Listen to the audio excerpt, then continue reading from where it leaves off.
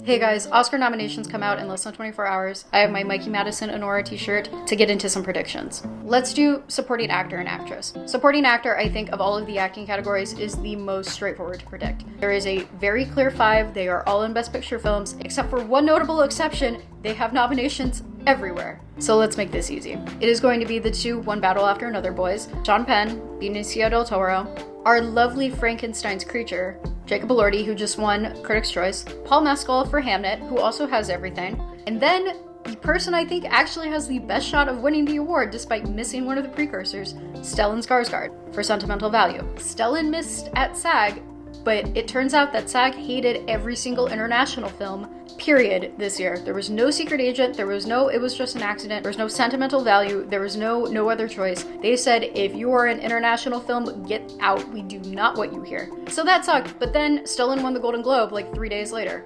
I think he's going to win BAFTA, and I think that means he's winning the Oscar. He is going to get nominated here. He is a beloved character actor who's been doing phenomenal work, both in English language films and Swedish films for decades. It feels like his time. He is absolutely going to get nominated. So those are the boys. 2 One Battle After Another boys, Jacob Elordi, Paul Mescal, and Stellan Skarsgård. For supporting actress, I think we have a really crazy race to watch out for. I've said this multiple times, but there are 5 slots and there's about 7 actresses that are putting up a really good fight to get in. Who do I think is safe getting into this category? Tiana Taylor. That is it. I think she's the only lock. I think everyone else could potentially miss. So, who do I think is not going to miss? Amy Madigan has everything, but her film is not in Best Picture. That puts her in a little bit of danger, but I think her career narrative is strong enough that she is going to be fine. Ume Masaku missed at Golden Globes, but she is going to have BAFTA, she has SAG, and she has Critics' Choice.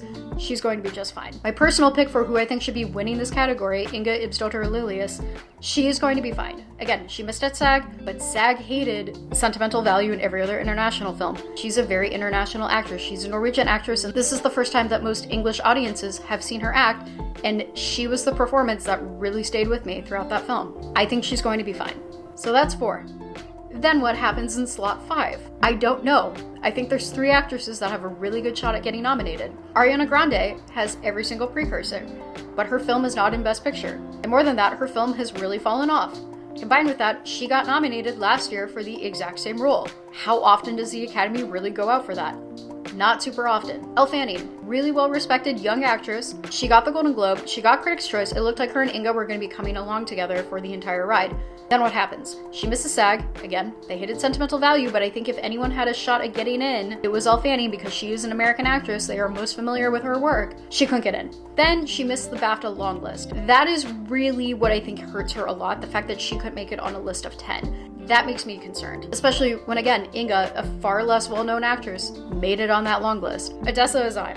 I think I'm gonna go with Odessa Zion from RD Supreme. She has SAG, she's going to have BAFTA. Her film is number 4 or 5 for Best Picture, and it feels like she is really starting to surge at the last minute. It's my top 5. It's going to be Tiana Taylor, Amy Madigan, Wumi Masaku, Inga Ibsdottir Lilius, and Odessa Zion. But there are absolutely people to look out for in that category. Alright guys, that is what I think, so let me know who you think is going to be winning in the supporting categories, or if you think I'm totally off base, especially with supporting actors. You can follow me here, and that's it. We'll find out tomorrow. Bye.